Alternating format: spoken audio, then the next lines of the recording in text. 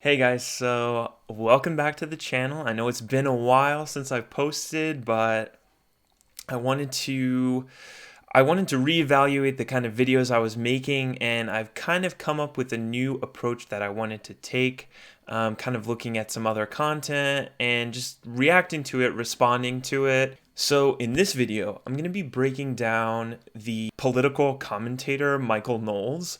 I've seen a lot of his videos on YouTube lately. And I want to start off by saying that my goal and my intention is never to tear another person down, or even to attack or condemn another person. But I do think there are instances in which we need to criticize certain views because I think there are ways of looking at things and ways of acting and treating other people that are harmful. And I think it's worth acknowledging that and addressing that. And I've seen a lot of videos from Knowles lately, and I wanted to kind of respond to some of those things and give some commentary on some of the things that he's been saying. So let's jump into it. So, so in so the first thing I notice when I'm looking at his YouTube channel is that he posts a lot of videos. I think what he does is he records podcasts and he breaks them up into small chunks and uploads each of those as a video. Um, and that's totally fine. But the thing that I don't love is the way and a lot of political commentators on YouTube do this, for the title of the video, they'll post some kind of very all caps, attention grabbing. It's clickbait, absolutely. And it seems like he's kind of under. It seems like he's kind of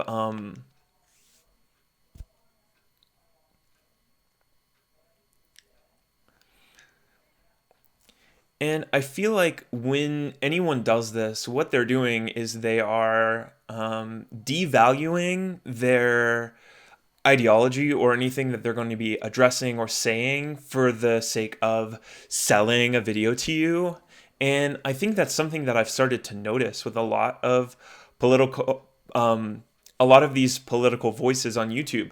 It feels more like they're trying to sell you on their way of thinking rather than actually trying to break down why they believe what they believe. And I feel like as a result, it ends up getting to a point where either they're saying the same thing over and over, or they are trying to come up with new rhetoric to disseminate these ideas. And I understand that to an extent because people need to make money and they need to use YouTube as an economic platform to make money. I understand that. But I also do think there's a point at which you can start to undermine your own argument and undermine the things that you're saying for the sake of this really just eye-catching, attention-grabbing headline that really distracts from what you're actually saying.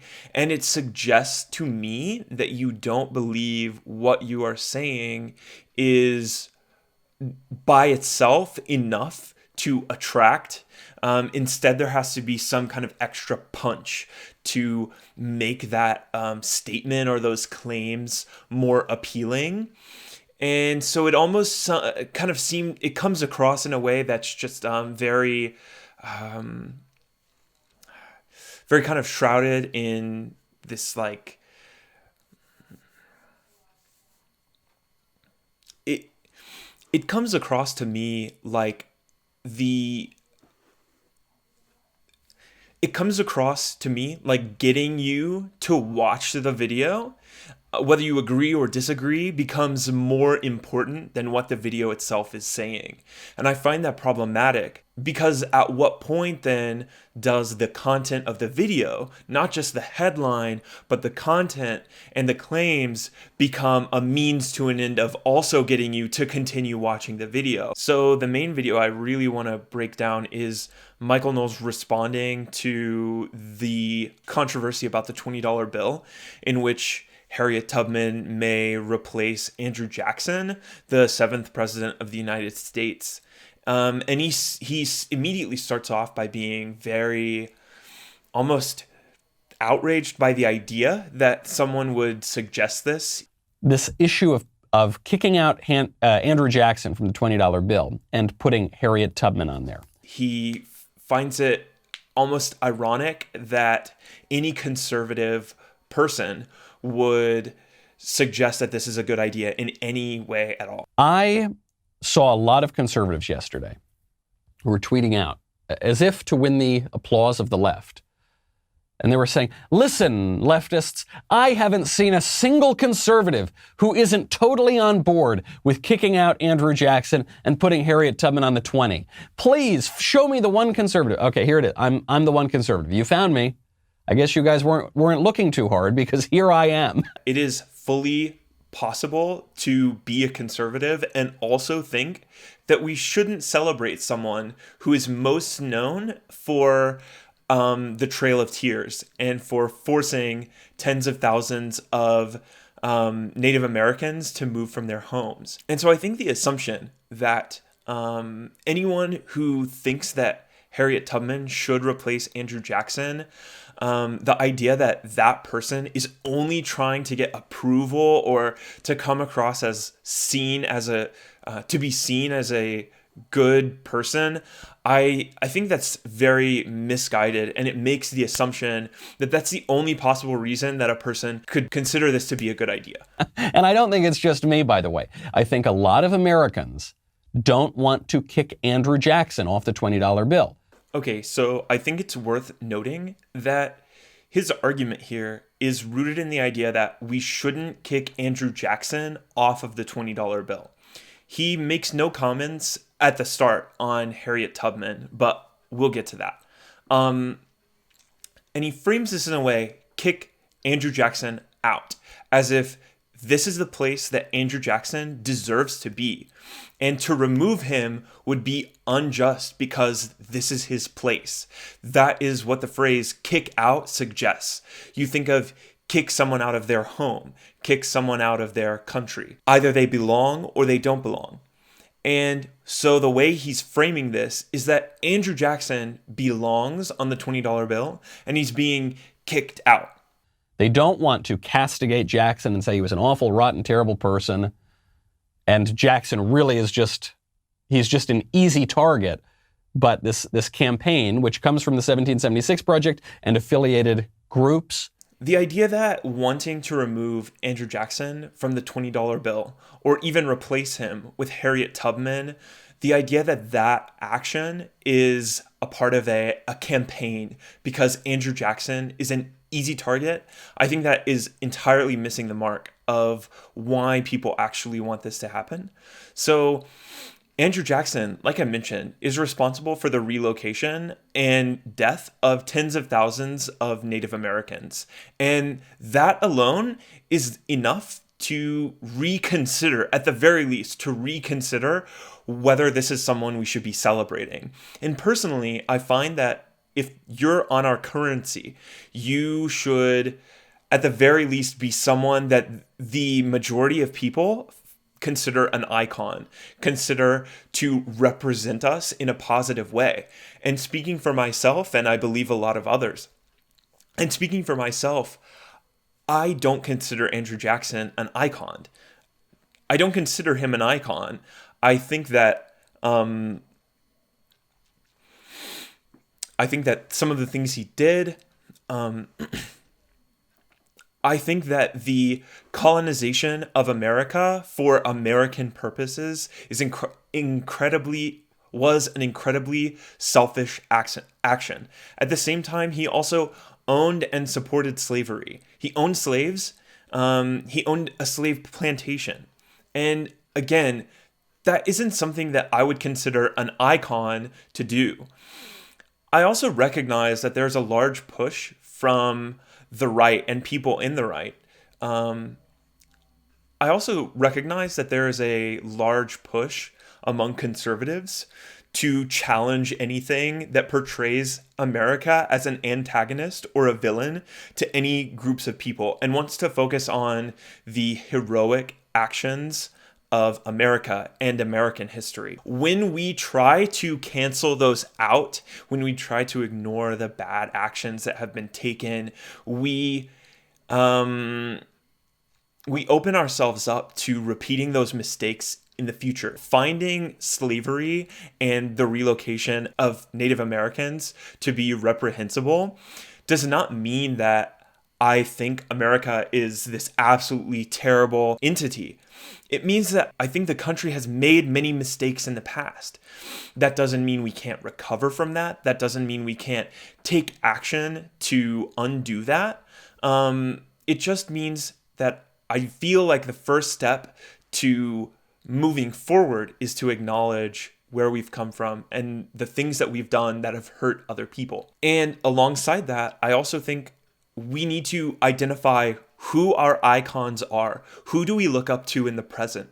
Do we look up to the individuals who owned slaves, who relocated Native Americans, who supported slavery, who fought against civil rights movements? Do we look up to those in the present? Because if those are the people that we're looking up to in the present, although those problems may no longer exist in their original form, we in some ways show support for these actions by supporting the people who carried them out. I recognize that human beings are imperfect, and there is a point at which we can't nitpick and say, oh, well, this person did this, so we can't celebrate them. And it becomes impossible to celebrate anyone because everyone has made mistakes. But at the same time, with regards to American history, in order to move past the mistakes that we've made, we first have to acknowledge them, and we have to refrain from celebrating the people who carried them out. That's the main point I'm trying to get across here. But this campaign, which comes from the 1776 Project and affiliated groups, seeks to overturn all of our venerated forebears. It's not just going to stop at Jackson. It's going to go to Jefferson and Washington and Lincoln. It already is. They're already toppling statues of those guys. Why is it so important that we celebrate all of these people? Why is it so critical that we say George Washington and Abraham Lincoln, these are the American heroes, especially if these are men who have done things that we personally wouldn't do and don't support in any way? Why can we not make new icons and find new people to celebrate? That there are many conservatives who really want to prove to the left that they're not racist. The left already thinks you're a racist, and they also don't care. What is racism? Racism is the unjust discrimination against people and antagonism of people on the basis of their race. It is wrong because it is an offense against human dignity. That's it. His definition of racism does not include the fact that the perpetrator considers their own race to be superior. He also breaks racism down to the most textbook definition possible, and in doing so, he removes any room for nuance or the consideration of historical context or anything with regards to racism, as if you are this or you are not, and it is a far, far deeper issue than, oh, I meet this definition or I do not. I am nice to people of color or I am not. When the truth is, there is so much more historical context that has to be taken into consideration when evaluating racism ever. Pretending to love the Harriet Tubman $20 bill is not going to save you from the gulags, be they digital or otherwise. It's just so lame. Again, he says pretending to want to replace Andrew Jackson with Harriet Tubman, as if it's not possible to genuinely consider that replacement a good idea. And he refers to anyone who's critical of people who don't agree with this as the gulag. I also find this very problematic. Yes, I definitely think that disagreeing with people and criticizing their views, that is the gulag, which killed people. Basically the same thing. What? This is why we lose every cultural issue. This is it, guys. When we look back on all the crazy politically correct cultural changes that have happened, We say, why didn't conservatives stand up? I find framing the conversation in this way is really harmful to making actual progress and making growth as a people, because I don't think whether you're on the right or on the left, it's about winning or losing. It's not about that at all. It's not a competition. It's not about us versus them. It's about the betterment of all people, as many people as we possibly can benefit. And when we frame arguments in terms of winning or losing, it becomes less about learning and growing and more about proving why we're right and proving why others are wrong.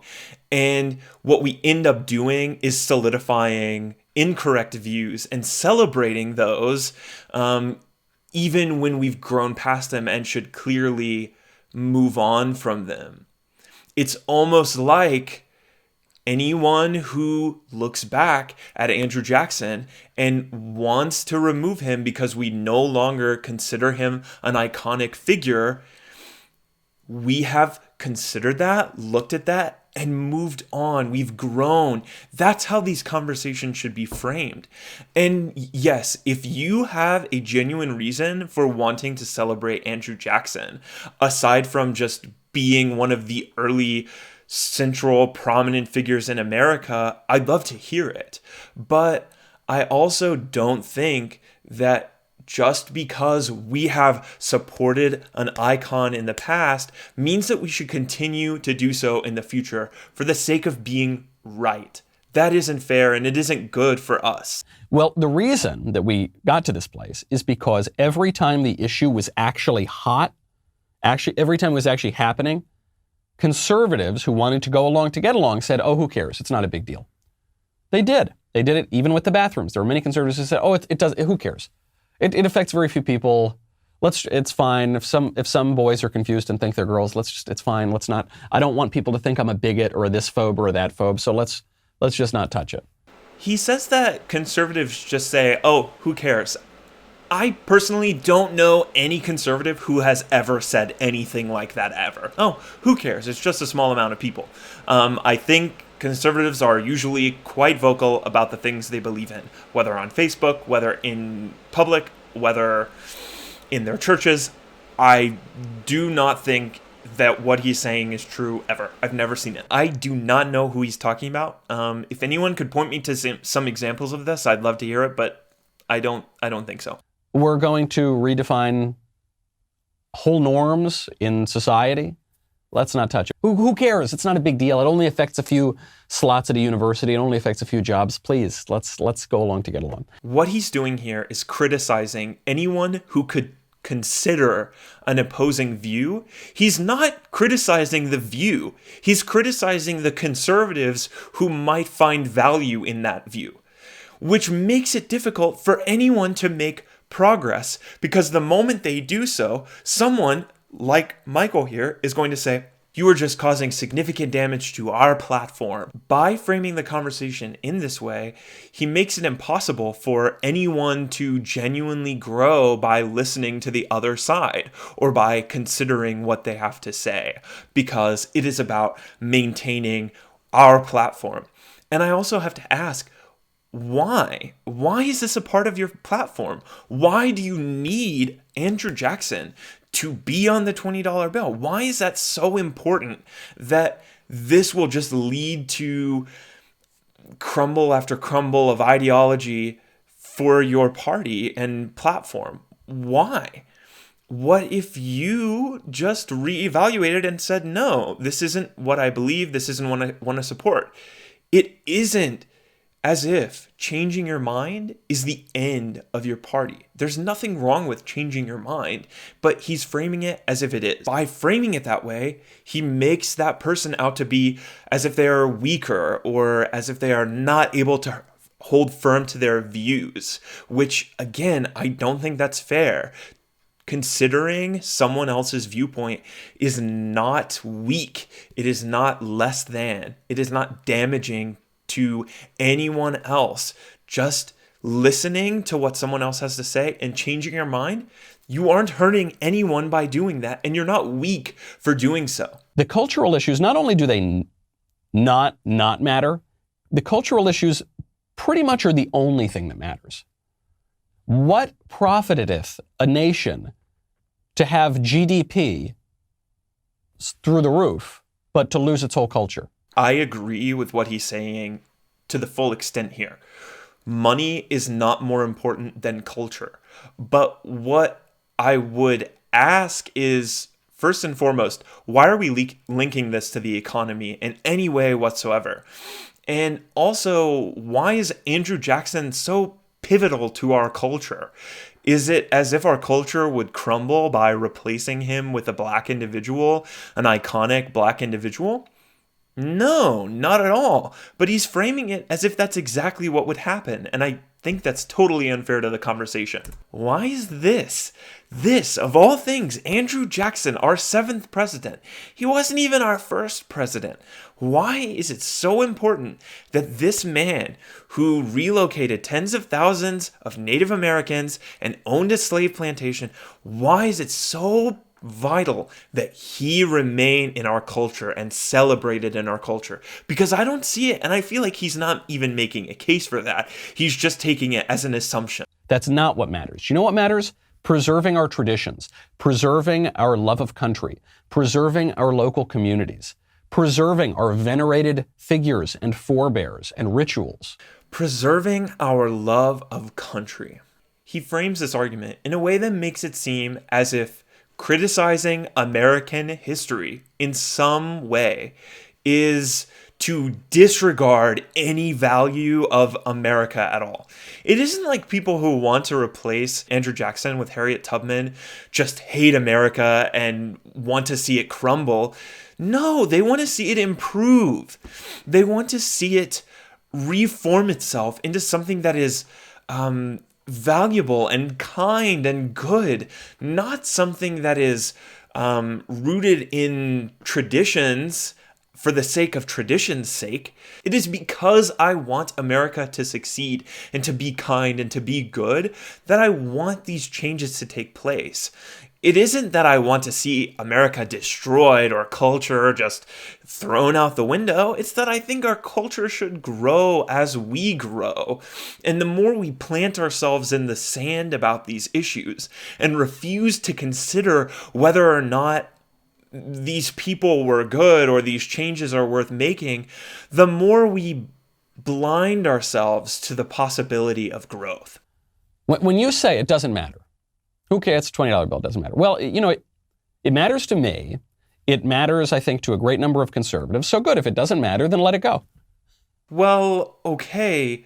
I thought he was saying that conservatives were the ones saying this as they moved over to the other side. Actually, every time it was actually happening, conservatives who wanted to go along to get along said, oh, who cares? It's not a big deal. What? That doesn't even make sense. I don't even know what he's saying at this point. I don't think anyone on the left is saying it doesn't matter. It's like he's put words in the mouths of liberals or people who want this change and then are asking them to stick to those words that they never said. No one said it isn't a big deal. We never said that, and you never said that, so let's have a conversation and talk about it. Let's not drop it. It's like he's shortcutting the entire conversation by using crazy rhetoric and framing this in a really weird way without ever addressing whether or not we actually think Andrew Jackson should be celebrated as an icon, whether or not we consider his actions to be heinous, or whether we think that Harriet Tubman is worth celebrating. That's not a part of this conversation at all. Right? If it doesn't really matter, then fine, then we won't change it. Because you're the one who wants to change it, leftist, and I'm the one who doesn't want to change it, and you say it doesn't matter and no one cares, and I say I care, so good, let it go. You are putting those words in our mouth and asking us to hold to something we never said. That's unfair. And they care for a reason, because they know that the framing of our nation in the minds of its citizens is the whole game. The framing of our nation is the whole game. I'm not exactly sure what he's saying here, but I do think that our history matters and how we choose to look at it is worth discussing. I'm not saying we remove Andrew Jackson from the history books. I say we remove him from a position of celebration because the people on our currency, these are figures that we hold with high regard, and we should be very mindful of who we put there and who we put in those places.